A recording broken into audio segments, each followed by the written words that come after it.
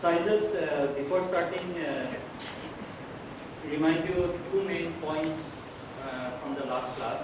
Okay. So number one is that if you have a Gaussian random variable or set of Gaussian random variables, okay, this is a sum of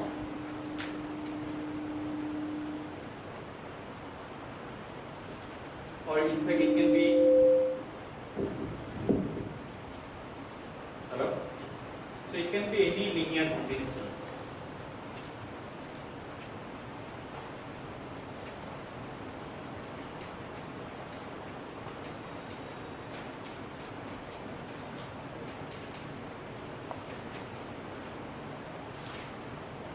So sum of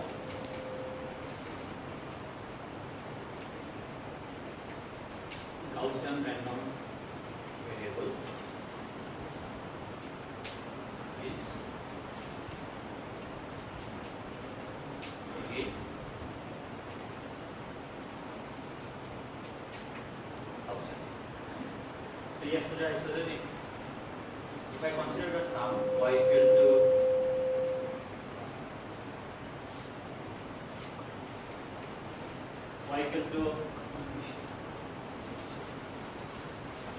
AIX, right? So when let's say xi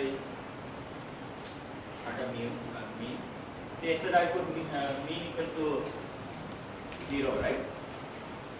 But it can have mean, some mean value, and xi square minus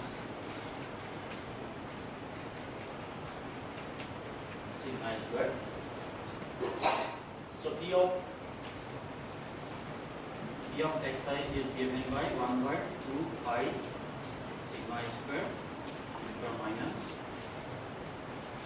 sigma square and minus, right? So if xi are drawn from Gaussian distribution, then if I consider any linear combination of these variables, so this is my new variable y, so then y is again a Gaussian random variable, right? So P of y is given by 2 pi, let's say, let me call it sigma y square e to the power minus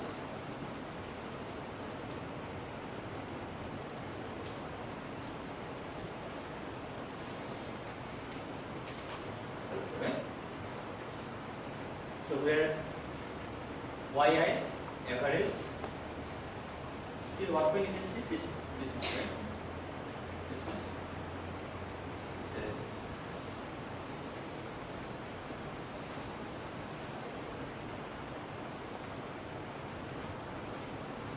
So y is therefore, if I just consider from here, it is just 1 to n into average of xi, which is just mu y. Right? So similarly, I can calculate the y-axis square. So sigma y square is just y square minus y-axis. So similarly, you can just calculate this object from here. So this is the first point. So this here I have shown it for independent random variables, but this is also true for coordinate random variables. So did you do the exercise for a coordinate random variable? So what did you found? What was the sigma there?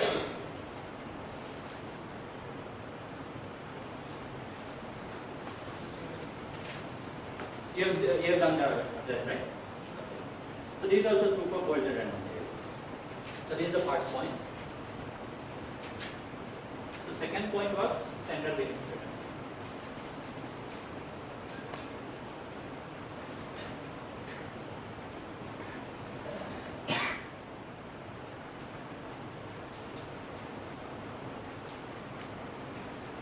So what is that theorem? It says if I consider a sum, so let me put all ai equal to 1, doesn't matter. So let me just consider this sum 1 to n. And yesterday I was putting the mean of xi are 0, right?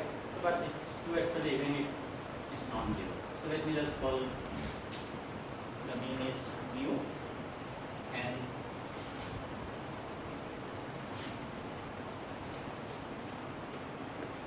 sigma square. So the important point is that this is a finite value. So if I have a sum of random variables which has some mean, let's say, and a finite variance, right? So then if I consider this sum, so what happens? So you see that y, if I consider y, so what is the average y? See, this is just n meter, right? And what is this object?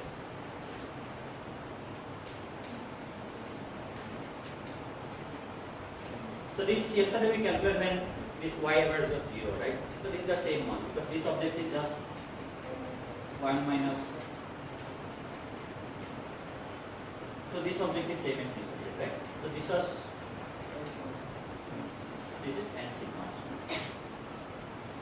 So then I said if I just consider a rescale variable z, which is y by sigma square root of n.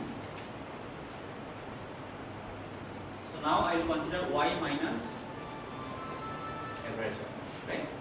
So it's the average y average. So if I just look at around the average at a scale of square root of n, and then take n goes to the infinity, what do I get? P of z is equal to 1 by 2 pi n sigma square. Sorry.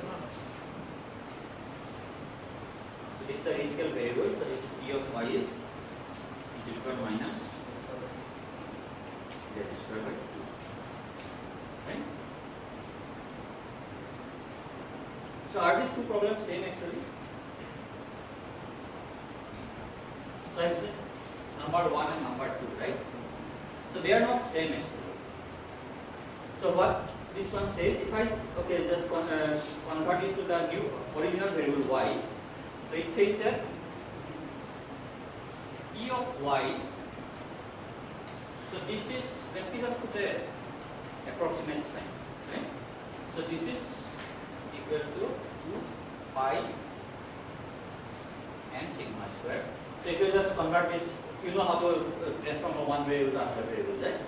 If they are connected. If you consider this, so this is for y minus average square. So like instead of average y, let me just put mu into n, right? Divided by 2 pi 2n sigma, right? So what is the range of validity for this distribution? So this distribution says suppose I consider a axial distribution, Gaussian distribution, which will be something like that. So let's say this is the axial Gaussian distribution. So this is Gaussian.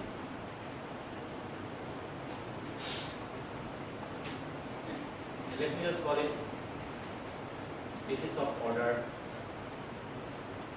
square root. Okay.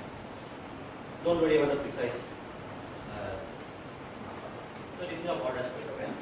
So then it says, if I consider, so this is a true Gaussian distribution.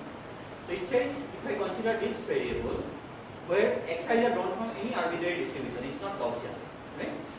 And if I consider this object, so the sum will be approximately Gaussian around this range. But if you go far from it, it might be very different, right? So it's not Gaussian here. So this is the typical value of y. So it says typical value of y is Gaussian. But if you go to the non-typical value, so these are the large fluctuations. So these large fluctuations are not Gaussian. So the distinction between that one and this one is there. So that one is always Gaussian. So if you have random variables which are Gaussian, so if this xi were drawn from suppose Gaussian random variables, so then what we get is this graph. Right? So this is the distinction. So you should not confuse that central limit theorem. Say when people often confuse actually when they say the central limit theorem gives a Gaussian. So it gives a Gaussian up to a scale of square root of n, not throughout. So we will actually come to this maybe today. Actually. So what are these large functions? Practically, how does this n have to be general? Sorry? Practically, how does this n have to be general? It depends actually. It depends on the distribution of x size, right? So if distribution of x size is near Gaussian, for example, so then n doesn't have to be very large. Right? But if it is very far from Gaussian, so this is one yesterday you did, no? That random walk, yes. Right? So how large n? How large n?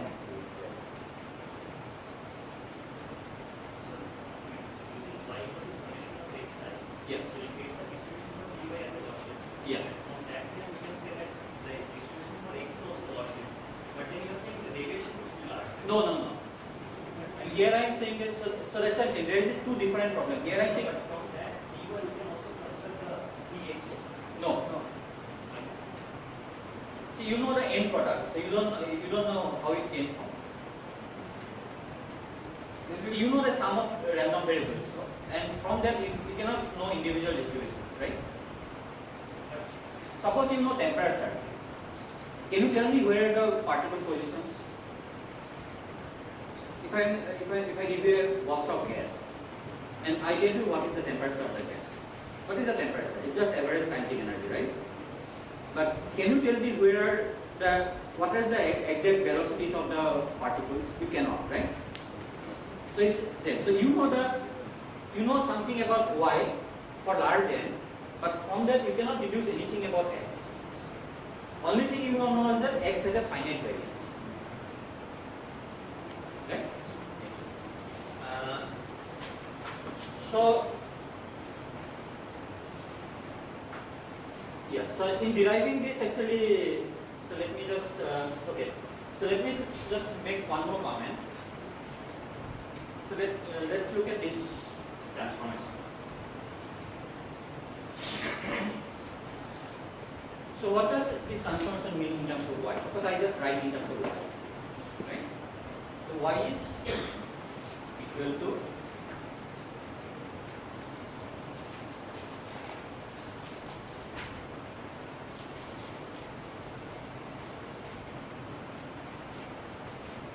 right? And what is this object? This is the n.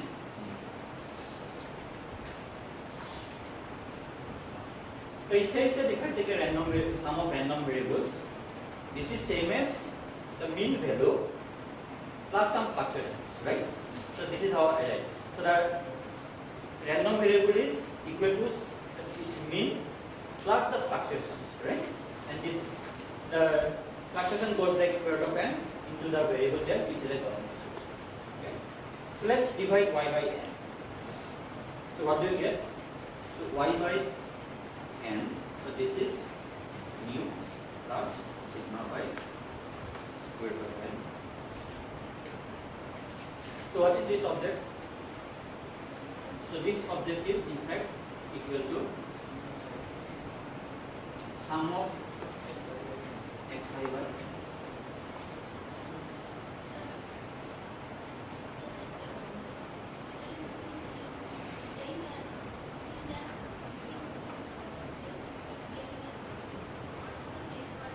so I'll come about the tail. So central limit theorem doesn't say anything about the tail. So I'll just come to the tail. So these are the large fluctuations. There are lots of interest nowadays in calculating these large fluctuations for various objects. So the first theorem still works for the tail. Huh? The first theorem. So first theorem says if they are Gaussian, then the sum will be exactly Gaussian. That is the blue line. Then even in the tail. Even in the tail. So it will be Gaussian throughout. So if these xi are Gaussian, then it will be Gaussian throughout. But if it is not Gaussian, so it will be approximately Gaussian as you increase n more. If you make n larger and larger, so it will be Gaussian up to scale of square root of n, then it will be quite different, right? Can the exercise be drawn from different distributions all following that? Actually. So that is a homework problem. Suppose all mu i's are different and sigma i's are different. Not Gaussian, some distribution where did I? Yeah. Suppose all mu i's are different and sigma i's are different. What do you get? We get the same answer. The mean will be sum of mean Yeah. and the variance will be sum of variance. Right? You will get the same answer. So mean will be just the sum of mean and the variance will be here n into sigma square, right? So instead of n sigma square, it will be summation sigma square. Sorry, the stochastic theorem says it should be identical distribution. IIT. It's not necessary. No, it's Yeah. So it says that if they are IID, it will have this form. It will scale like this. If they are not IID, you can still. But if you want to divide sigma is, then you are dividing second sigma. So you have to divide by, instead of this object, you have to divide by. Yeah. So you have to divide by a defined object. Square root of summation sigma is. How did you, if you just follow the steps, right? How did we derive the central limit theorem? So okay, I'll just come to that. Before that, let me just complete this. So what does it say that if you, so this in the limit n goes to infinity, goes to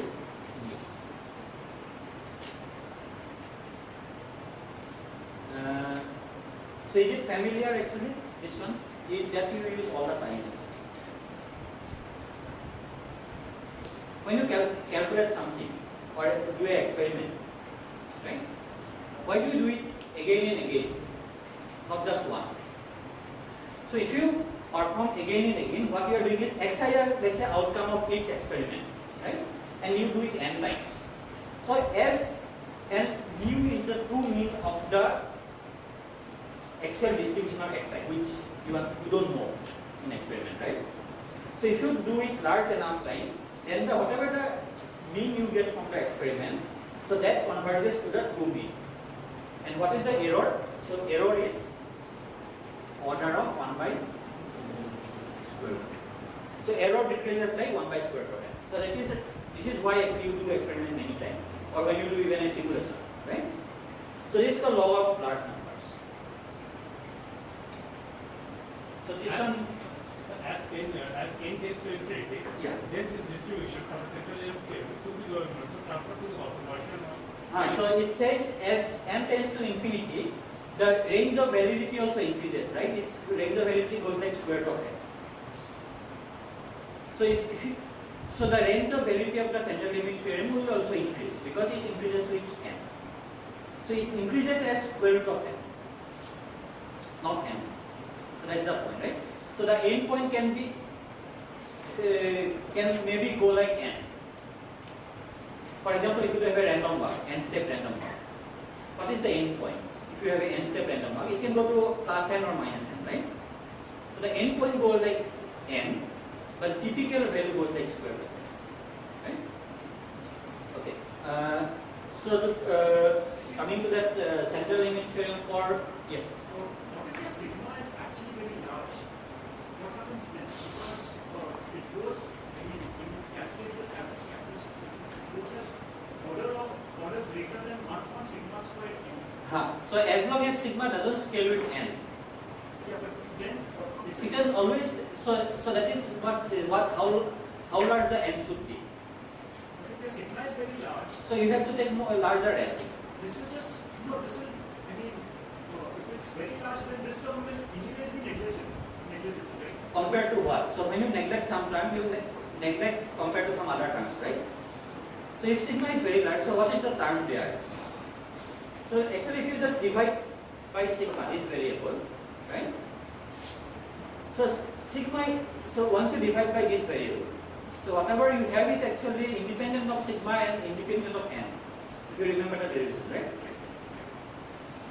So you can do the same derivation actually when sigma i's are and mu i's are not same, or they are not IID. They are independent but not identically distributed random, right?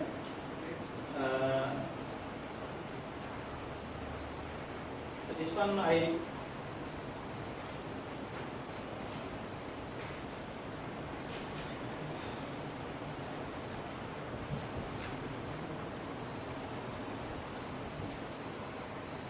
so you remember at some point we had a run like I equal to 1 to n something, right? And since these are identical, we made it this to the power n, right? And then we made it e to the power n, right? This thing is in fact FRS. So if they are not identical, so instead of this, I will have something exponential of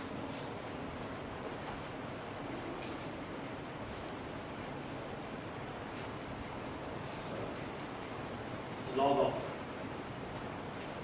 right? So I have exponential of sum I equal to 1 to n.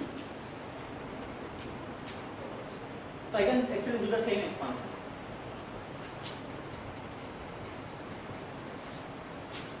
So here instead of n, I will have, now I have to compare, here I was comparing this n with the term coming from 1 by n, right? So here I have to compare 1 by n with how many terms are there. So it will be n terms. So I can do the same calculation. So maybe let's say homework problem. If they are not identically distributed, then do you have a limiting distribution? Because Yeah. suppose you have n random variables and each one is drawn from any arbitrary distribution. Yeah. As long as all the variance, as long as they have finite variance. So we have only used the fact that they have finite variance, right? We have not used anything else. So if you just go through the derivation, so instead of raising to the power n, now you have this one, and this you just make it e to the power n object, and just follow the derivation. They have to be independent. They have to be independent. So independent is the important thing, not identical. Identical is not very important. The sum of the means need not converge, right? Huh? The sum of the means need not converge. They will converge. If they have a, if all the means are finite, so then sum will also be finite, right? If all the mu i's are finite, so their sum will also be finite. If all the sigma i's are finite, so their sigma I square, their sum will also be finite. So they will converge. Right. So do this. So this is the homework. Let's say do the, do this problem. So the third.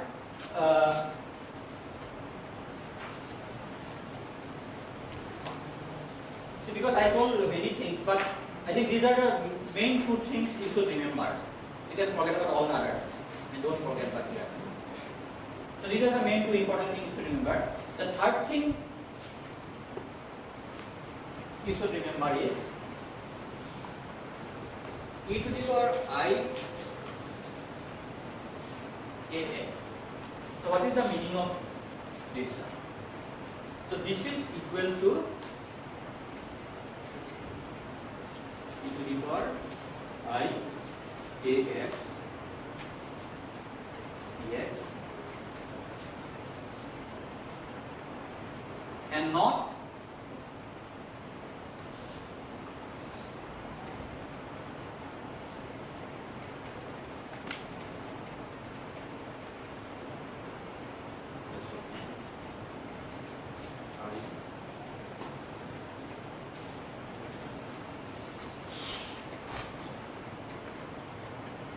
not always.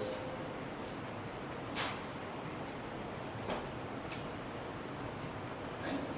So this says that basically this is not always equal to n equal to 0 to infinity and factorial. Sorry. Tell me if I next time I have mistake. So I k to the power n by n here. So this is not always true. So you should not think of it like that. This is not always true. This is true if all moments exist. All moments of the distribution P of x exist. So I think the first step is always true, the second step is not true. When movements would exist. So it depends on what do you mean by the first step. Is just the meaning of the, so you can always of course write it this way, but then what is the meaning of this object? So if I say that okay, it's just a formal expansion, then okay, I say that okay, this is true. But yeah, so if I say that this is true, then these are the linear sums. So I can also say that this is true. So it depends on the meaning. I mean, what do you mean by this object? Right? Because this is a linear sum, right? And these xi's are independent random variables. So I can just actually do this sum separately. So if this is true. Because both the limits are infinite. The summation is infinite and the average is also over in infinite range. So you cannot exchange the limits when this moments would exist. Yeah, so you cannot exchange the So limits. second step is not always true. But it depends. These are like just so this is this if I just write it, what am I writing? So this is 1 minus ikx plus minus k square by 2 x square, right? I'm writing like this. Now if I say that okay, if this is true, these are independent sums actually, because when I actually, if p of x is given, so to evaluate this sum I don't need this sum. So I can actually write this way. So whatever, okay, however way you write, so you should not think of it like this. So that's my point. So this infinity, sorry, no, I should have put infinity.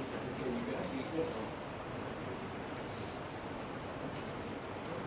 No, I suppose I just write it in the infinite series. So it says that each of the terms are divergent, but the total sum may not be divergent. This is what it says.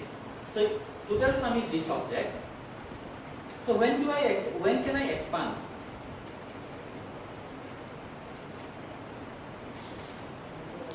Right? So of course I can calculate everything, but then it's like everything is infinity. I am adding infinity, subtracting infinity, adding infinity, subtracting infinity. So it amounts to saying that the exponential series cannot be expanded only in certain conditions.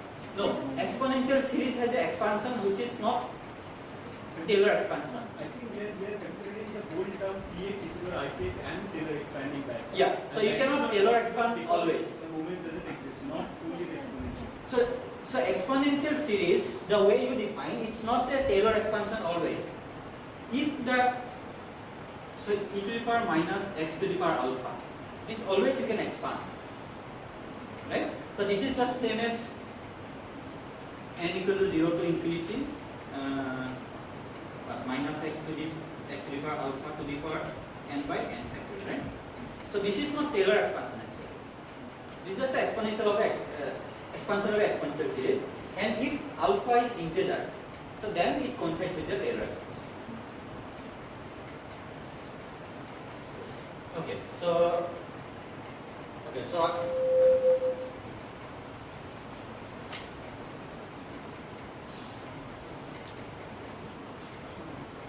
so the point is that basically characteristic function may not always have a Taylor expansion. So that's the main point.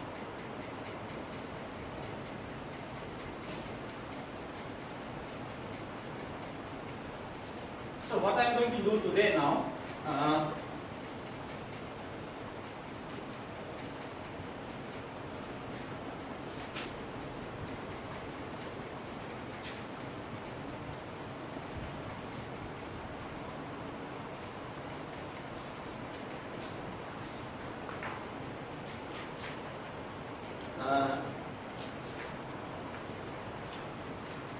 so I am going to consider a problem of random walk. Yesterday Mustafa introduced, right? But I am going to solve in a different way because, yeah, so it is also another technique of solving, or it's an easier way to generalize to higher dimensions, right? So yesterday Mustafa said the way Mustafa derived, right? You just go n step to the right and n step to the right. Suppose if you want to generalize to 2 dimensions, it becomes very difficult. Okay? So I am going to consider a way by which you can actually generalize to higher dimensions. So I am going to consider the problem of random walk.